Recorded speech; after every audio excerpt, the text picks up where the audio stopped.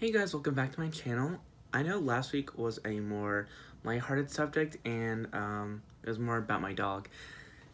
But today I wanted to talk about something more serious and more personal to me and my viewers. And that topic would be mental illness in college. So basically in this part of the video, I was just trying to explain that I also have mental issues and that I'm just relatable as a YouTuber, but I realized that this is taking a very long time, so I just sped it up and I just decided to do a voiceover. So I hope this is sufficient for you guys, but I was just not with it. So I'm going to go back to the real content. One thing that I definitely found the first thing to pop into my head was, when does it start? So I found on the internet that depression often begins in the teens, 20s, and 30s, which I kind of had to step back a little bit because I realized that in college, all the ages consist of teens and 20-year-olds, sometimes 30-year-olds, depending on if they're working on a doctorate or if they just decide to start later.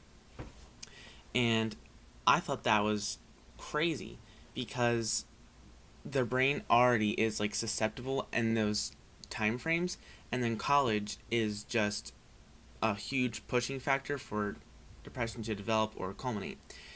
And the next thing that I wanted to talk about was the risk factors for depression and anxiety, which is stress and social isolation, which as a freshman I've seen so much of. I've seen people cry from stress, and I've heard stories of roommates not leaving their room for days and then dropping out. And I just wanted to make sure that people understood that those things, as common as they are, when things become common, the media likes to downplay it as something that's not really taken seriously anymore.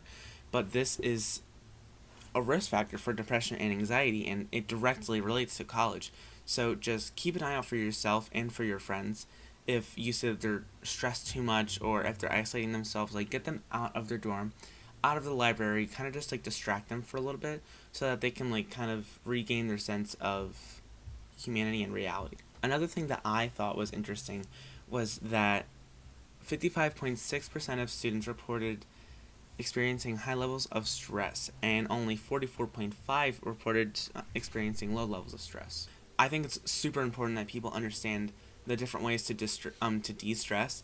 A study showed that 31% of students reported having low quality social support were screened possible for depression, whereas only 5% reported having high quality support. At UD, the way that they can help is by offering counseling support, and the way that you can do that, you can just Google UDL counseling, and they will give you a direct website on how to make an appointment, or if you really need to, you can just walk in.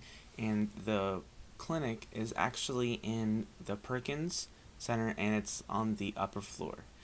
And they also help by just setting up events that you can go to socialize. They have posters to advertise if you need to talk to someone. And University of Delaware does a good job of recruiting RAs that put up posters in the dorms and send out helpful messages / emails of events that you can go to that will help you branch out and make more friends. But another way that you can help yourself is by helping yourself. And you can do that by meditating, doing yoga, exercises, specifically aerobic exercise, because there's a study done that said that aerobic exercise is the most significant way to release stress and to produce dopamine. You can also just find something that works for you, or talk to a friend or family member, because they're there for you and they love you.